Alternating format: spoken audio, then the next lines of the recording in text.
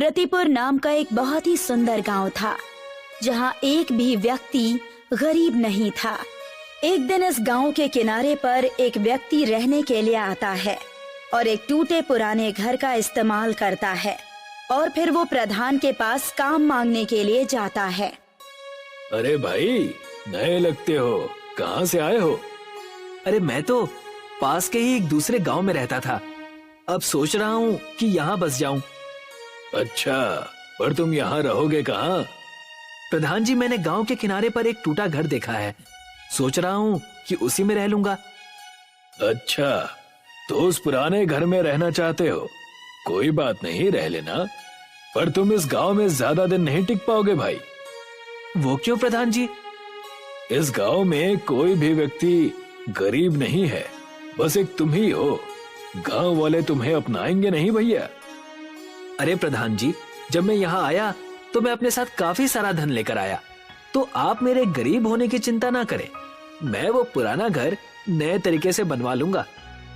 तो यहाँ मेरे पास क्यों आए हो? मैं तो समझा कि काम की तलाश में आए हो। जी बिल्कुल सही समझा आपने। जब मैं घर बनवा लूंगा तो मुझे काम की या कोई नई दुकान खोलने की आवश्यकता पड़ेगी, इसीलिए आपसे विचार विमर्श करने आया था। अच्छा, तो ठीक है, मेरी ही जमीन पड़ी है एक बाजार में, तो तुम वही खरीद लेना। और घर बनाने के लिए लोग कहाँ से मिलेंगे? वो तो गांव के बाहर से बुलाने होंगे, तुम चिंता मत करो। आज का दिन उस घर में निकालो, मैं कल होते ही उन्हें वहां भेज दूंगा। जी प्रधान जी, जैसा आप कहें। ये कहकर लच्छू वहाँ से अपने घर की ओर चल देता है और प्रधान मुस्कुराने लगता है।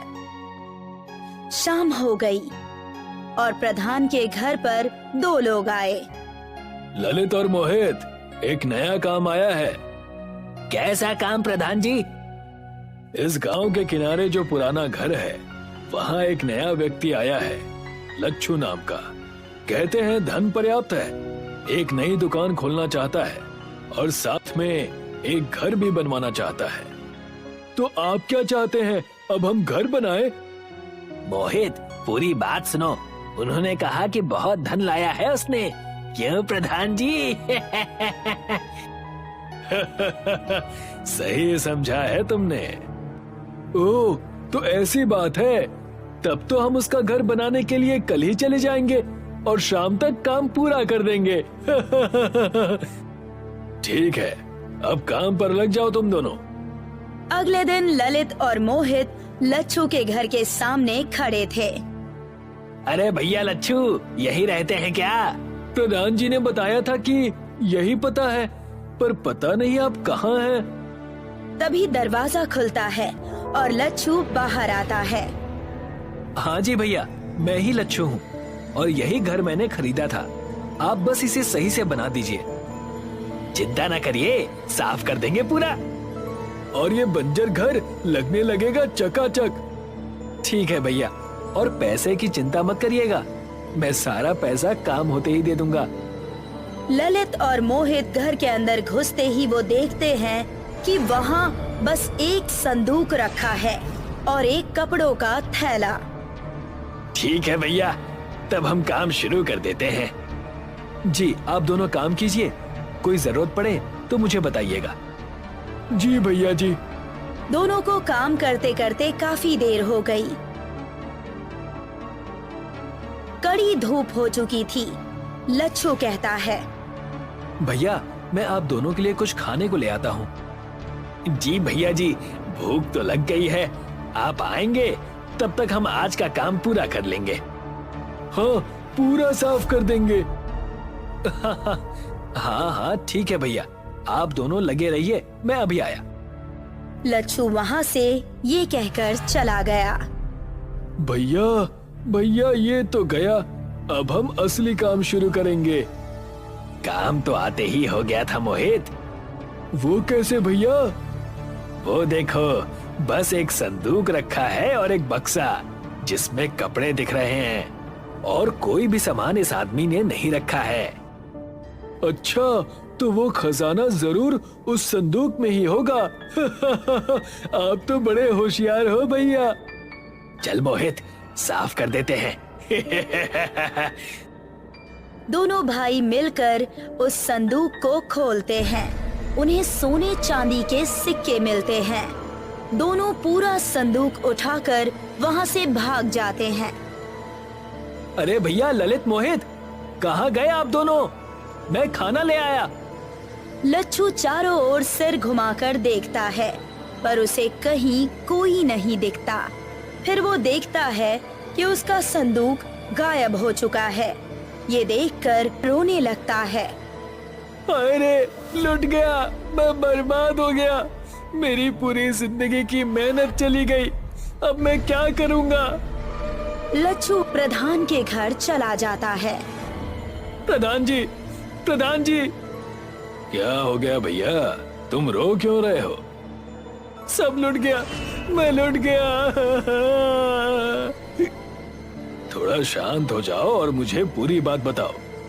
आपने आज जो 2 लोगों को भेजा था, उन्होंने मेरा सारा पैसा, मेरी जिंदगी की पूरी कमाई चुरा ली और वहां से भाग गए।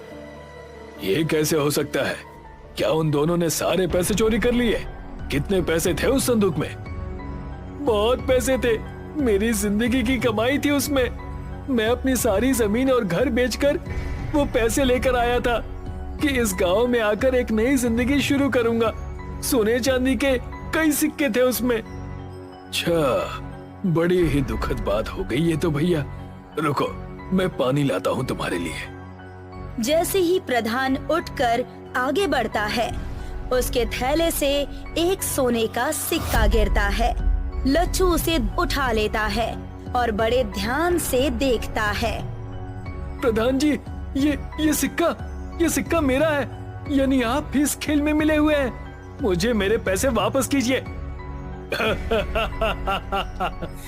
अच्छा, तो तुम्हें आखिर पता चल ही गया। कोई बात नहीं, अब जब पता चल ही गया है तो क्या किया जा सकता है। बाहर आओ ललित और मोहित। ललित और मोहित दोनों वहाँ आ जाते हैं। तुम तीनों मिले हुए हो, मैं समझ गया। चुप भी करो भैया, पैसों का इतना मोह अच्छा नहीं है, इसलिए हमने तुमसे वो ले लिए। हाँ भैया लच्छू, उपकार किया है हमने तुम पर, दुनिया के मोह से छुटकारा दिलाकर। बाहर फेंक दो इसे। ललित और मोहित उसे बाहर निकाल देते हैं। चल भाग यहाँ से। दिखाई मत देना प्रधान जी के यहाँ। हाँ। लच्छू रोते हुए जंगल की तरफ जाकर बैठ गया। तभी वहाँ एक भिखारी आता है। क्यों रे भैया, रोता क्यों है? तुम नहीं समझोगे। एक भिखारी को दूसरा भिखारी ना समझे तो वो व्यर्थ है भैया। मैं भिखारी नहीं हूँ, मेरे सारे पैसे इस गांव के प्रधान ने चोरी कर लिए हैं। तो हो गए ना भिखारी तुम भी। हाँ, शायद सही कह रहे हो तुम। अब मैं क्या करूं, मुझे कुछ समझ में नहीं आ रहा है। मुझे कुछ पैसे दे दो तो मैं तुम्हारी मदद कर सकता हूँ। अभी भिखारी कहकर चिढ़ा रहे थे और अब पैसे मांग रहे हो। गजब की माया है। समझता हूँ, पर भूख इतनी लगी है कि क्या करूं। लच्छू अपने जेब से सारे पैसे निकालकर उसे दे देता है। बस ये आखिरी पैसे बचे थे मेरे पास। सारे पैसे दे दिए मुझे और खुद के लिए कुछ क्यों नहीं बचाया? तुम भी तो परेशान हो। मैंने तो आज खाना खा लिया था, तुम भी खाना खा लेना इससे। क्या मांगते हो? मैं भी तुम्हें वो दूंगा। मेरा बोला खाली नहीं जाता, तो सोच समझ के बोलना। शायद तुम झूठ नहीं कह रहे, लेकिन फिर भी फिलहाल मैं इस हालत में नहीं हूँ कि कुछ सोच सकूं और मांग सकूं। अपनी इच्छा से जो उचित समझो वो दे दो। ठीक है, तब जिस घर में तुम रह रहे थे वहां पर एक खुफिया महल आ जाएगा। क्या सच? इतना भव्य घर तुम मुझे क्यों दे रहे हो? मैं इन सब चीजों से दूर हूँ भैया।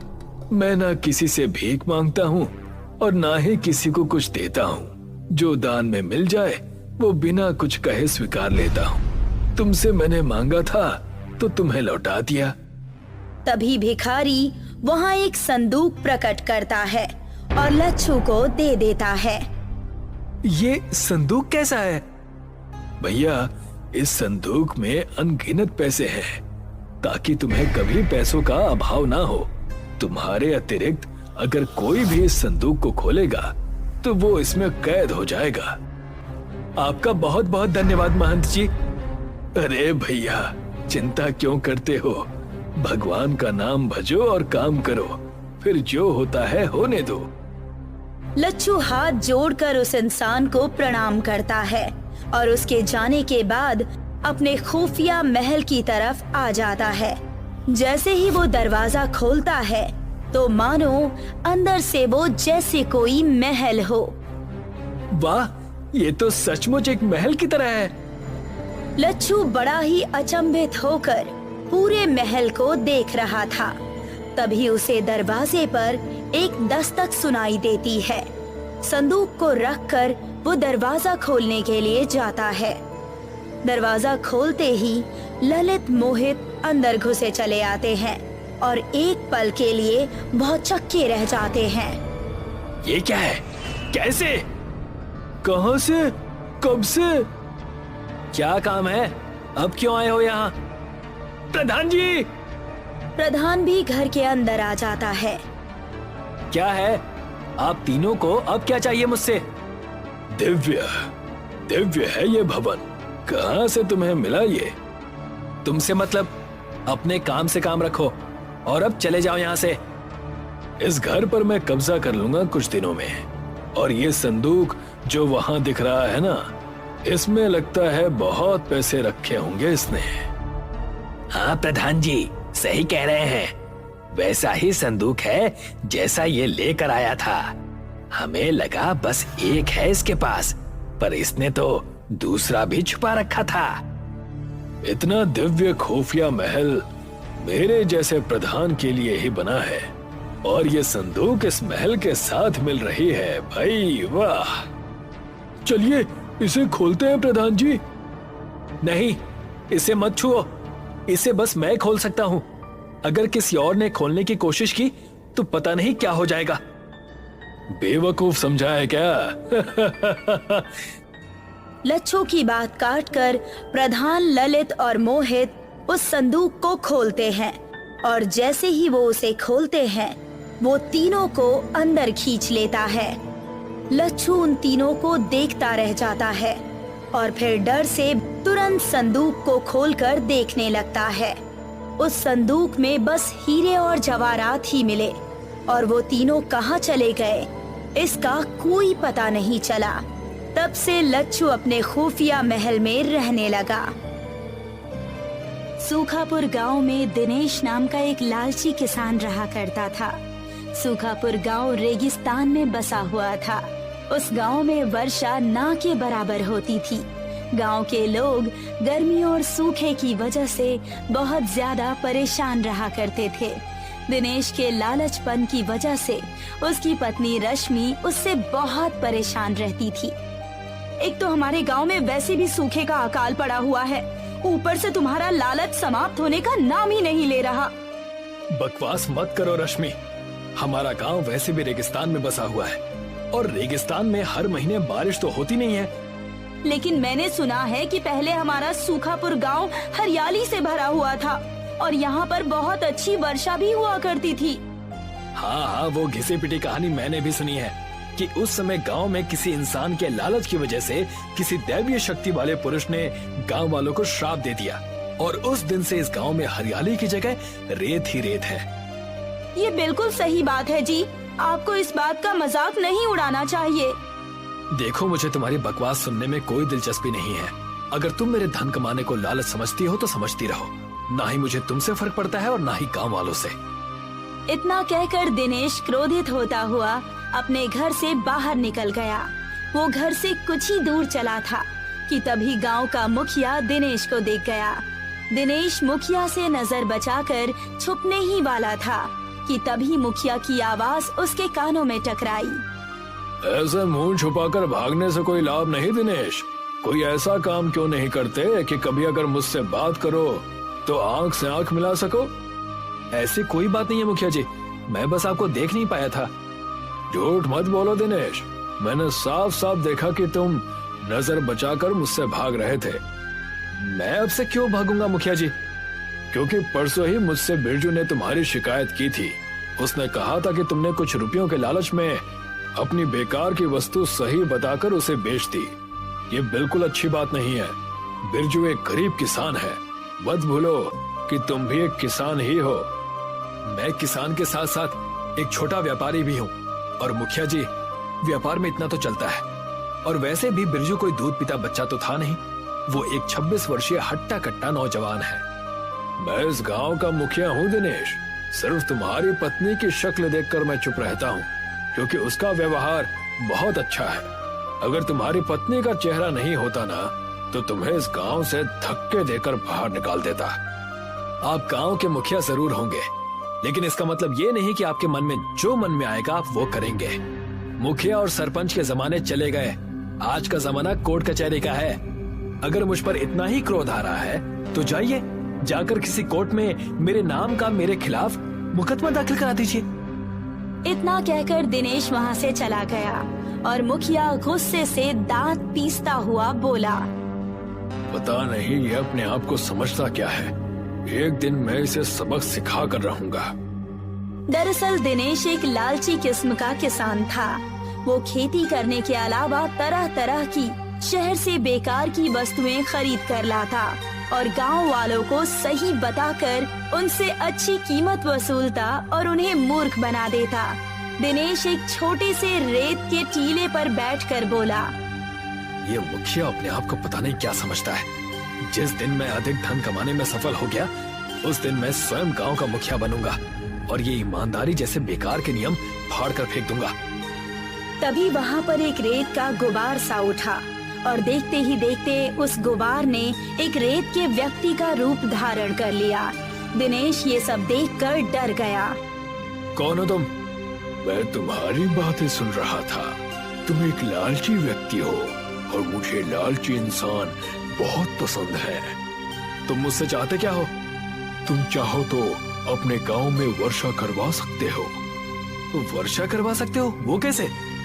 मैं तुम्हें उसकी शक्ति दूंगा, लेकिन उसके बदले तुम्हें गांव वालों से अधिक धन वसूलना होगा और अपने लालच को कभी भी समाप्त नहीं होने देना होगा। लालच की यही खासियत होती है कि वो कभी भी कम नहीं होता। लालच हमेशा बढ़ता ही रहता है। ये तो तुमने बिल्कुल सही कहा। अगर मुझे कुछ ऐसा मिल जाता है जिससे मैं अपने सूखापुर गांव में वर्षा करवा सकता हूँ, तो तुम्हें अंदाजा भी नहीं कि मैं कितना धनवान हो सकता हूँ। देखते ही देखते एक तरह से मैं गांव का राजा बन जाऊंगा। दिनेश की बात सुनकर उस रेत के व्यक्ति ने कुछ रेत दिनेश को पकड़ा दी। ये लो, ये जादुई रेत है। जब भी तुम इस रेत में से कुछ रेत अपने गांव में फेंकोगे, तुम्हारे गांव में वर्षा होना प्रारंभ हो जाएगी। मगर याद रखना, अगर तुमने गलती से भी ज्यादा रेत जमीन पर फेंक दी, तो तुम्हें अंदाजा भी नहीं है कि तुम्हारे गांव में क्या होगा। अब जाओ यहाँ से। दिनेश वहाँ से चला गया। दिनेश के जाते ही वो व्यक्ति हंसते हुए बोला, मूर्ख कहीं का, कितने समय बाद सूखापुर गांव में एक लालची व्यक्ति मुझे मिला है। अब समय आया है पुराना बदला लेने का। ये व्यक्ति अपने ही गांव को बर्बाद कर देगा। दिनेश उस रेत को लेकर सीधा अपने गांव पहुंच गया और सारे गांव वालों को एकत्रित करते हुए बोला, गांव वालों, क्या तुम चाहते हो कि हमारे सूखापुर गांव में वर्षा होना प्रारंभ हो जाए? ये तुम कैसी बातें कर रहे हो? कौन नहीं चाहेगा कि यहाँ पर वर्षा हो और यहाँ रेत की जगह हरियाली आ जाए? मेरे पास एक ऐसी शक्ति है कि अगर मैं चाहूँ तो इस गांव में वर्षा हो सकती है, लेकिन तुम्हें उसके बदले अपनी सारी संपत्ति मेरे नाम करनी होगी। वर्षा के बाद हरियाली होगी और तुम्हारी बंजर जमीन उपजाऊ हो जाएगी। उस जमीन में तुम जो भी फसल उगाओगे वो सारी फसल मेरी होगी। लगता है तुम पागल हो गए हो दिनेश। जरूर तुम्हारा ये गांव के लोगों को ठगने का नया तरीका होगा। नहीं मुखिया जी, ये मेरे ठगने का कोई नया तरीका नहीं है, बल्कि ये सत्य है। वैसे तो मैं तुम्हारी किसी भी बात पर भरोसा करना नहीं चाहता, लेकिन अगर गांव वालों का भला होता है तो मैं साथ देने के लिए तैयार हूँ। मेरे इस गांव में जितनी भी जमीन पड़ी है, उपजाऊ होने के बाद उसकी सारी खेती मैं तुम्हें दे दूंगा, लेकिन पहले वर्षा करा के तो दिखाओ। दिनेश ने जैसे ही रेत का एक अंश जमीन पर डाला, देखते ही देखते आकाश काले बादलों से घिर गया और रेत में बसे हुए उस गांव में वर्षा होने लगी। सभी गांव वाले अपने गांव में पानी देखकर खुश हो गए। ये तो तुमने कमाल कर दिया दिनेश, तुम्हें ये चमत्कारिक चीज कहाँ से मिली?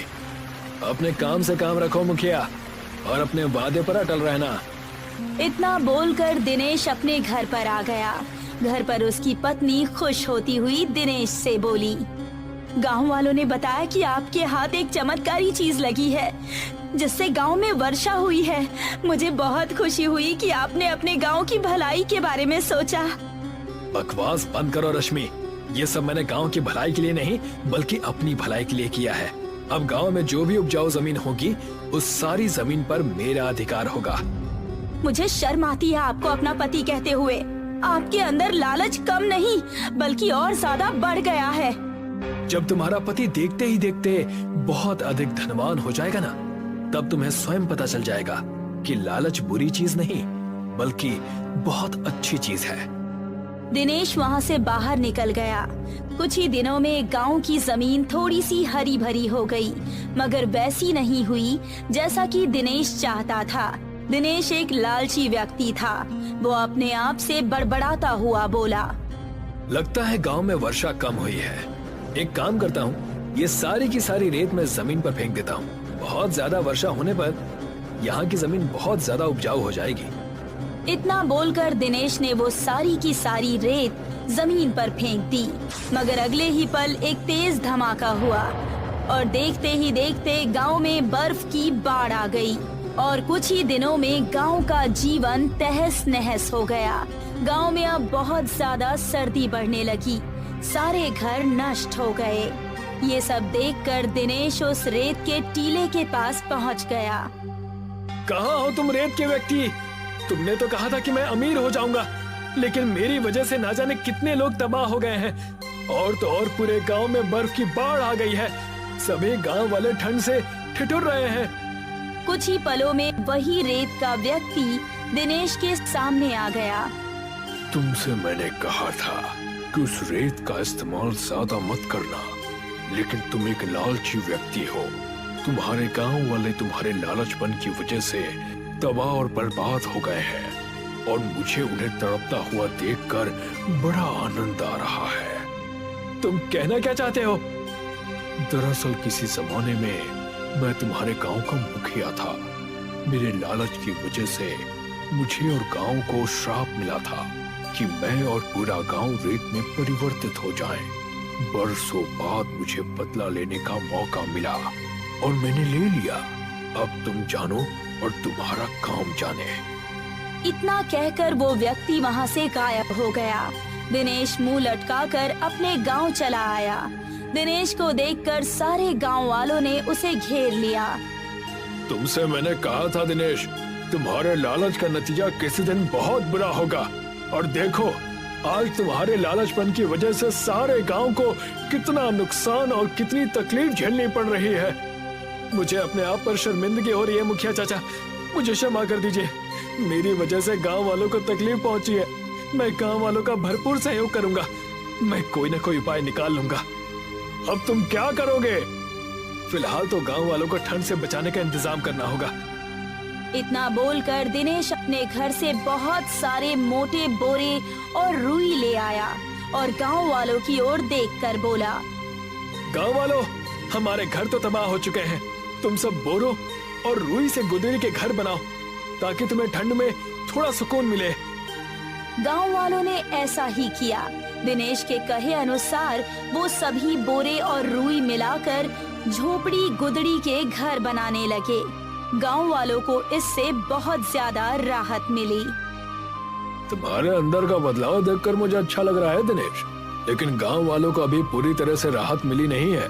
अभी भी कुछ लोग हैं जो बेघर हैं। मेरे पास एक उपाय है मुखिया जी।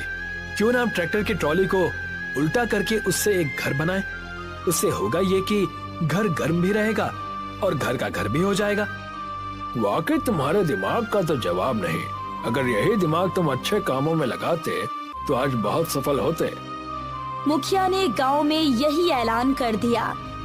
गांव वालों का जीवन कुछ दिनों तक ऐसे ही चलता रहा, मगर एक दिन अजीब घटना हुई। देखते ही देखते गांव से बर्फ समाप्त हो गई और ठंड भी खत्म हो गई और सारे गांव में हरियाली ही हरियाली छा गई। मुखिया दिनेश के पास आकर बोला, दिनेश, ये सब कुछ कैसे हुआ? पता नहीं मुखिया चाचा, मेरी भी कुछ समझ में नहीं आ रहा। चलो चलकर देखते हैं। दिनेश अपनी पत्नी सहित मुखिया के साथ बाहर आ गया। पूरे गांव में जश्न का माहौल था। लगता है ईश्वर ने हमारी प्रार्थना सुन ली। आप सही कहते हैं मुखिया चाचा, शायद ईश्वर ने मुझे क्षमा कर दिया। तभी दिनेश के कानों में किसी बुजुर्ग व्यक्ति की आवाज टकराई। ये सब तुम्हारा ही कमाल है दिनेश। कौन है आप? और मैंने आपको पहचाना नहीं। मैं भी इसी गांव का व्यक्ति हूँ। वर्षों पहले इस गांव को एक श्राप मिला था। उस श्राप को दिनेश ने तोड़ा है। मुझे तो अभी भी ये बात समझ में नहीं आ रही। आप हैं कौन? बहुत समय पहले की बात है। एक साधु इस गांव में आए थे। साधु के पास कुछ मोती थे जो उसे शहर में किसी को देने थे, मगर गांव के मुखिया की नीयत खराब हो गई। मुखिया ने साधु के वो मोती चुरा लिए। गुस्से में आकर साधु ने मुखिया सहित इस पूरे गांव को श्राप दे दिया कि ये पूरा गांव रेत में परिवर्तित हो जाए, और वही हुआ। हाँ, लेकिन इससे मेरा क्या लेना देना? गांव वाले उस साधु के सामने बहुत गिड़गिड़ाए। तब साधु ने कहा कि इस गांव में कोई ऐसा लालची व्यक्ति जिसके लालच की कोई सीमा ना हो, जब वो सुधर जाएगा और उसके दिल में गांव के लोगों के लिए भलाई जन्म लेगी और उसका लालच समाप्त हो जाएगा, उस दिन उसका श्राप टूट जाएगा। और फिर वही हुआ। इतना कहकर वो व्यक्ति वहाँ से चला गया और गांव में सभी लोग खुशी खुशी रहने लगे।